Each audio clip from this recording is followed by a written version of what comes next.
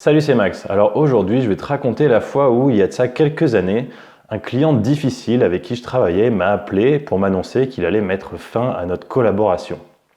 Je me suis fait virer.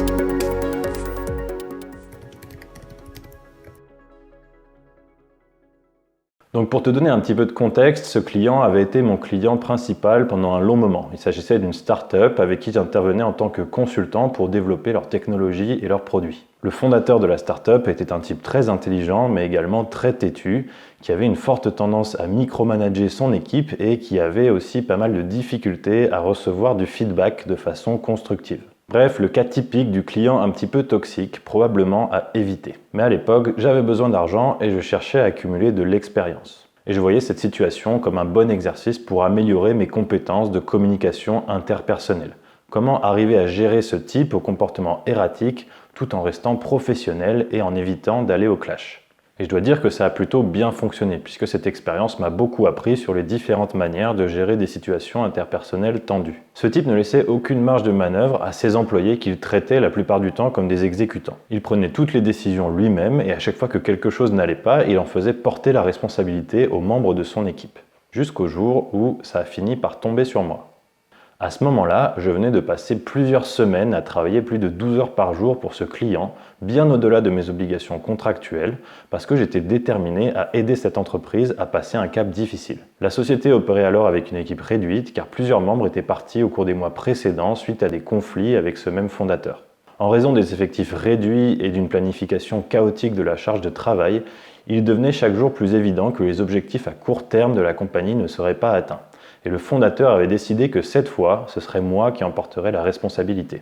Lorsque j'ai compris qu'il était en train d'essayer de me faire porter la responsabilité de ses propres décisions, malgré le fait qu'émotionnellement je n'avais qu'une envie, c'était de dire ces 4 vérités à ce client toxique et de claquer la porte de cette entreprise, je suis resté très constructif et professionnel. Je lui ai présenté les raisons pour lesquelles je trouvais que son feedback agressif n'était pas constructif. J'ai attiré son attention sur ce qui, de mon point de vue, était la conséquence d'une mauvaise planification de la charge de travail et d'un management chaotique. Et je lui ai proposé d'en discuter tous les deux à tête reposée pour essayer de trouver une solution qui soit la meilleure pour l'entreprise. Je me doutais cependant que ça n'allait pas passer.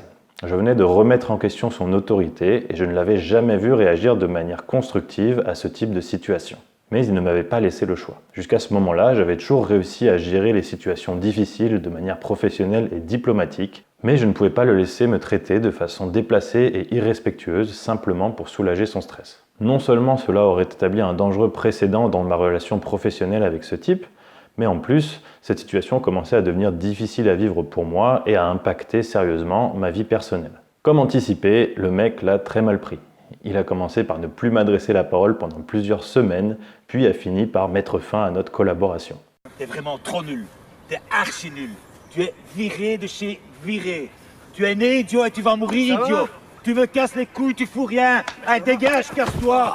Il m'a expliqué que bien que je fournisse un travail d'une qualité irréprochable, il ne souhaitait plus avoir recours à mes services car il ne pensait pas qu'on puisse s'entendre sur un plan interpersonnel à l'avenir. Je l'ai alors remercié pour le temps passé à travailler ensemble, l'ai assuré que je resterais disponible pendant les semaines suivantes pour répondre à toute question concernant les parties du projet sur lesquelles j'avais travaillé et lui souhaiter toute la réussite possible à lui ainsi qu'à son entreprise. La leçon que je voudrais illustrer aujourd'hui avec cette histoire, c'est que tu ne devrais jamais mélanger tes émotions avec tes relations professionnelles. Ce client m'a traité d'une manière irrespectueuse et a fini par mettre fin à notre collaboration sur le simple motif qu'on avait eu un désaccord de principe et qu'il n'était pas prêt à avoir une conversation pour essayer de trouver une solution constructive. Il a préféré mettre fin à une relation professionnelle avec un consultant qui avait activement participé à la construction de son entreprise depuis le tout début, juste pour préserver son ego et éviter d'avoir une conversation difficile. De mon côté, j'avais la conscience tranquille. J'avais toujours donné mon maximum pour cette start-up. On avait construit ensemble un prototype au potentiel énorme qui leur avait permis de lever des fonds et surtout, j'étais resté en toutes circonstances 100% professionnel. Pour couronner le tout, je n'ai même pas eu à porter la responsabilité de ce départ anticipé puisque j'ai été remercié par le fondateur. Et donc je garde de très bonnes relations avec tous les membres et les anciens membres de cette entreprise. En fait, cette situation a fini par tourner 100% à mon avantage. Si j'avais réagi de manière émotionnelle et que j'avais démissionné brutalement, on m'aurait fait porter la responsabilité de mon départ et je serais passé pour le mec qui abandonne son équipe lorsque la situation devient difficile. Si au contraire je m'étais soumis au comportement irrationnel de ce fondateur, il m'aurait rendu la vie misérable et les choses se seraient mal terminées. Et cette situation est un excellent exemple de pourquoi tu ne dois jamais laisser tes émotions impacter ton comportement dans un environnement professionnel. Lorsque tes collègues, ton patron ou tes clients se comportent de manière non professionnelle voire irrespectueuse, ton ego va immanquablement vouloir te pousser à te défendre de manière émotionnelle en leur disant ce que tu penses vraiment, en leur dévoilant tes émotions. Mais c'est en fait une énorme faiblesse que de laisser ton ego te dicter ton comportement dans ce genre de situation. En faisant cela, tu ne fais que donner des munitions à ton adversaire qui va ensuite pouvoir les utiliser contre toi, par exemple pour te discréditer ou pour justifier a posteriori son propre comportement. Au contraire, la bonne attitude à adopter, c'est bien de minimiser ton ego. Je ne te dis pas d'oublier totalement ton ego. Si j'avais oublié totalement mon ego, j'aurais fini par me soumettre à ce client toxique qui m'aurait ensuite rendu la vie misérable. Mais tu dois limiter ton ego à ses aspects les plus essentiels. En ce qui me concerne, il s'agit de ma santé physique et mentale.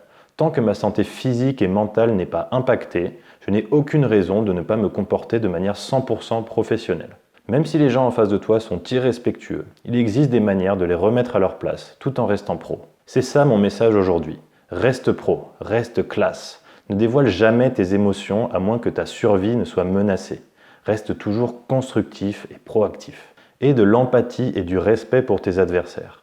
Comprends d'où proviennent leurs émotions négatives et utilise-les pour servir tes propres intérêts. Si tu écoutes ton ego pour un oui ou pour un non, tu laisseras une mauvaise impression aux gens, tu avanceras beaucoup moins vite vers tes objectifs et tu finiras probablement frustré et déçu par la nature humaine. Bref, tu finiras perdant. Si au contraire tu minimises ton ego, que tu t'efforces de gérer ces situations difficiles tout en restant classe et professionnel, tu verras que tu arriveras à en sortir gagnant la plupart du temps, que les gens se souviendront de toi comme d'un excellent team player et que cela te permettra d'avancer bien plus rapidement vers tes objectifs. Garde le focus sur tes objectifs, pas sur ceux de ton ego capricieux et sensible. C'était Max Polizzo, je te remercie d'avoir suivi cette vidéo. Laisse-moi un like, un commentaire pour me dire ce que tu en as pensé, abonne-toi à la chaîne et à très bientôt.